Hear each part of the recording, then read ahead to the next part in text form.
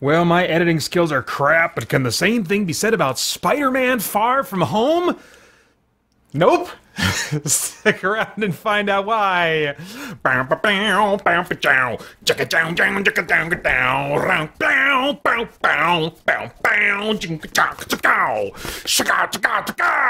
Boom! Yeah! Oh, man. Hi, I'm Peter Franson from christiangeekcentral.com and Spirit Blade Productions. This is my uncut review of Spider-Man Far From Home.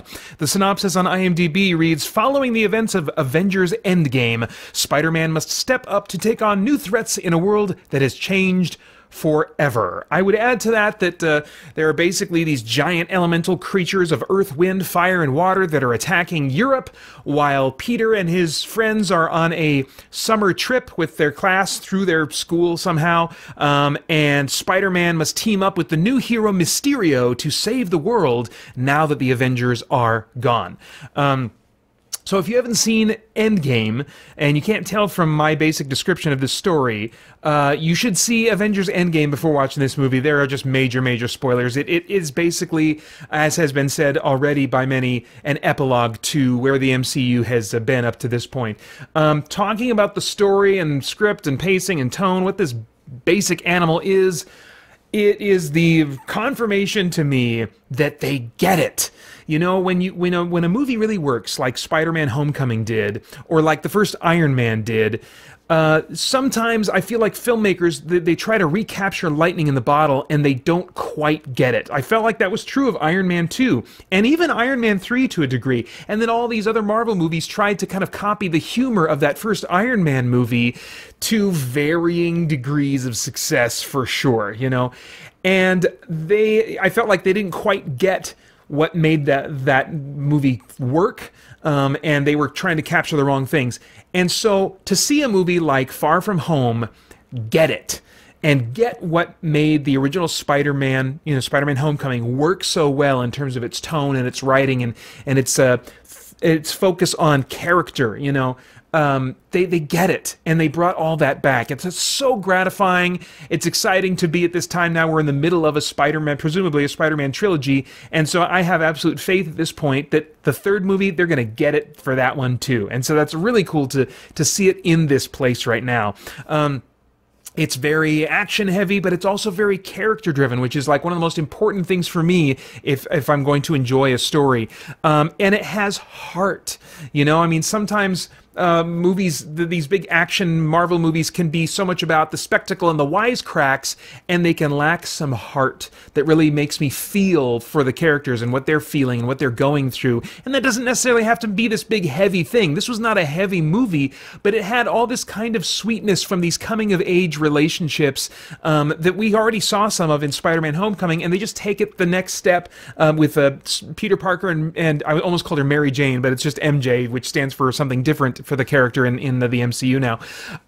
But to see their relationship kind of progress to the next stage and still be sweet instead of sexy. I think so often in movies about like high school relationships, it leans towards sexy more and maybe tries to paint an appealing image of sex and relationships that's going to engage with that audience. But I think this is much more genuine a representation of the awkwardness of exploring relationships in high school. And it's so sweet. It was so sweet. I really appreciated it.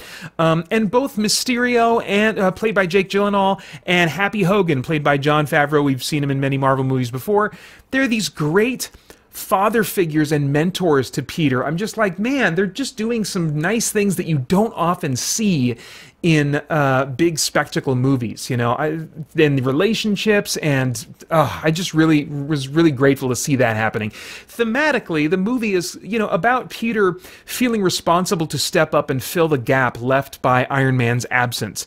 Now, on a meta level, that's what I want.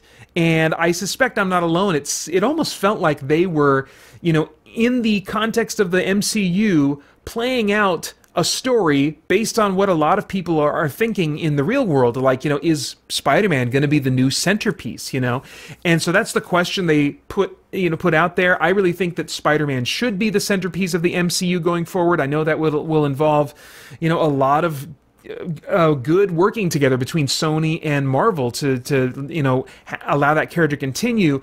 I want him to not just have his own solid trilogy, but I want him to have peppered appearances throughout other Marvel movies in the same way that Iron Man was leveraged so much in other Marvel movies. I really think that he could be a great new heart and core to the MCU, and I also hope that, like Iron Man did at the time, Spider-Man will now determine the tone of future Marvel movies. So many Marvel movies, as I said earlier, tried to capture, that witty banter and the wisecracking and stuff of those Iron Man movies, and I think it didn't work because the witty banter and the wisecracking, it grew out of who Tony was. He was cocky but insecure underneath that, and his humor in those movies, when it works well, which most of the time it does, grows out of him being cocky and insecure at the same time. And I think likewise, but they didn't bring over the insecurity to a lot of the other characters. It was just kind of like this strange cockiness and throwing around of one-liners that could be interchanged between characters, and it didn't say anything about who they were. It was just, hey, we'll give him a one-liner, we'll give her a one-liner, But it really works when it comes out of who they are as characters. And all the supporting cast in Spider-Man Homecoming had humor that came out of who their characters were, and that continued in this movie, and it gave it so much heart. And there was vulnerability too. Certainly there was insecurity. I mean, a lot of the characters were high school, characters, and so it's that insecure coming of age type story anyway. But if they could see the value of having heart and vulnerability for these characters and bring that into other characters and other movies in the MCU going forward, it would still be funny. It would still come out of who those characters are, and people can display their insecurity in different ways, their vulnerability in different ways, their softness in different ways. I'm not saying everyone needs to be insecure like Peter Parker in the same way that he is, but just that element of humanity, that element of the audience being in their shoes, would just be wonderful, and for some humor to come out of that. So I really hope that we'll see an emphasis on humor that comes directly out of character and heart that's put into these characters that help us care about the heroes and the danger they're in. There are lots of logical holes that I could poke at in Spider-Man Far From Home, but I found that my investment in the characters through what they did with the script, and I think the direction and performances certainly as well, helped me kind of say, who cares, Pater? And just care about what was happening in the moment, even if I was like, this shouldn't be happening. This scenario didn't have to come about. I was able to, and really just kind of wanting to push those thoughts aside because I cared about these characters, and so it kept me in the moment, even if the arrival of this moment seemed, unnecessary in a number of cases. Iron Man fans also will have a lot to enjoy, I think, as his legacy is like loud and clear, front and center in Peter's story. It's aided by the presence of Happy Hogan, who plays a major role throughout this movie. I do hope that the Iron Man stuff is less front and center in the next Spider-Man movie. I don't mind him having some connection to Iron Man and the legacy of Iron Man, but and it was great in this movie because there were just great rewards in that for being invested in the MCU. There were callbacks to multiple movies, including a flashback even to the very first Iron Man movie, but it would be good for that to be less, of course, in the next one, which I suspect they're not going to double dip, and really just keep the focus so much on Iron Man. It felt like this was kind of like a final epilogue to Iron Man's legacy. I doubt they'll be leaning on it in the future, and I want to be clear, I'm glad they leaned on it in this movie. It was really nice, really appropriate, given the MCU Spider-Man's origins, which have a strong connection to Iron Man. So this movie also has a big game changer halfway through that I'm not going to spoil here, but it makes the second half of the movie almost impossible to talk about in these spoiler-free reviews that I try to give you.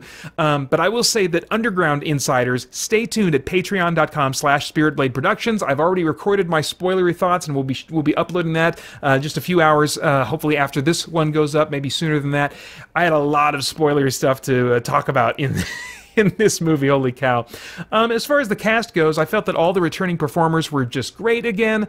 We saw more of MJ's vulnerable and endearing side. It was a really sweet performance. And Jon Favreau was a great addition. I felt like his Happy Hogan character was working better here than it did in some Iron Man movies.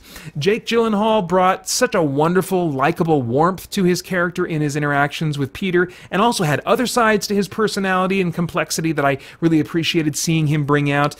Just a great casting choice and good direction, I think, there. As far as stunts and visuals, well, what do you expect? There's tons of CG, but it's mostly of things that should look otherworldly. You know, they're not trying to imitate real world like animals and real world people a lot, which is where CG can really fail for me. They're creating these fantastical visuals, you know, and so I think that's a great use of CG. Although I will say that even some of the CG that showed Peter doing stuff in his civilian clothes, there's an action sequence where he's in his civilian clothes doing Spider-Man type stuff, and they still did a good job there. They played to the strengths of CG. They didn't try to show us his face and convince us, you know, through their awesome CG trickery that, oh no, this is Tom Holland. You know, I hate it when they do that. I feel like it's an overconfidence in your own ability to make convincing CG. So, you know, it kind of looked like stuntman shots a little bit, where you didn't get a clear view of his face, you know, and I think that's to cover up the weaknesses of where CGI is currently at. And so they used CGI, understanding the strengths and the weaknesses of CGI, I felt, in this movie, and so I really appreciated that. As far as themes, you know, is there anything of moral, philosophical, or spiritual significance going on that might bring about some worthwhile thought or contemplation or conversation? You know, there are a couple quick beats that caught my attention. There's a reference to the multiverse, which we have no evidence for, but is proposed by some scientists to explain the fine-tuning of our universe for the existence of life, which, by the way, it fails to do and only introduces the need to explain its own fine-tuning. For more critical evaluations of that view, I would recommend reasonablefaith.org. The relativity of truth is brought up by MJ, but the scripting in that little moment, it's a very brief moment, is a little weird, and her personality is jaded enough that it's unclear if she believes that truth is relative or if she is actually being jaded toward the popularity of relativism. I suspect the latter, because she highly values giving people blunt truth and says as much about herself in this movie. The biggest theme might be that of personal responsibility, even in the face of our own inadequacy. Peter sees his own shortcomings and is dwelling on them, and so he doesn't even want to try to fill Iron Man's shoes for fear of failure. But he realizes, you know, that he can't fill Tony's shoes, and yet he still has the responsibility to do the best he can, and I think that's a really nice kind of theme or message to kind of hinge the story on. It really resonates with me. I tend to avoid things that I think I will fail at, you know, but what I need to remember is that God just wants me to be faithful and obey and trust Him then with the results, whether they end up looking like success, quote unquote, or not. All right, I have no idea what your tastes are in movies, but if I were a time traveler, I'd go back in time and say, Peter, dude, this doesn't happen often, but this is one worth seeing in theaters, even though you're definitely going to want to buy it when it comes out on Blu-ray.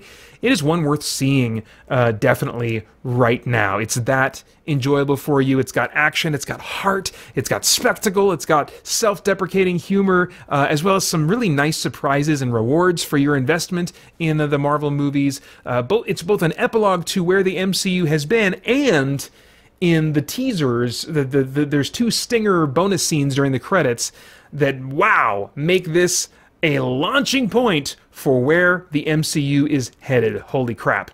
You can get my spoiler-filled reactions to Spider-Man Far From Home in my Spoiler Car video series. That's just one of many perks available for your support over at patreon.com/SpiritBlade Productions. This one's rated PG-13 for sci-fi, action, violence, some language, and brief suggestive comments. Right now, I'd like to take some time to write a tune for pre-made rhyme. The lyrics kind of never change, but the melody gets rearranged. I'll never know what I'll create to say how much I appreciate barbells and joysticks, Libre, Stefan Kramek, and Winston Crutchfield. Thank you for supporting me and SBP and CGC. And now to all who hear this tune, thank you as well. Please come back soon. Wanna hear your name in song? Check out a page on Patreon. Check out a page. Check out a page on Patreon. Check a page. Those are my thoughts. I'd love to get yours in the comments below. Oh my gosh. Coming up with something new every month. It's a bit tricky. Please do like, share, subscribe, click that notification bell, then join us over at christiangeekcentral.com as we continue to geek out and seek the truth.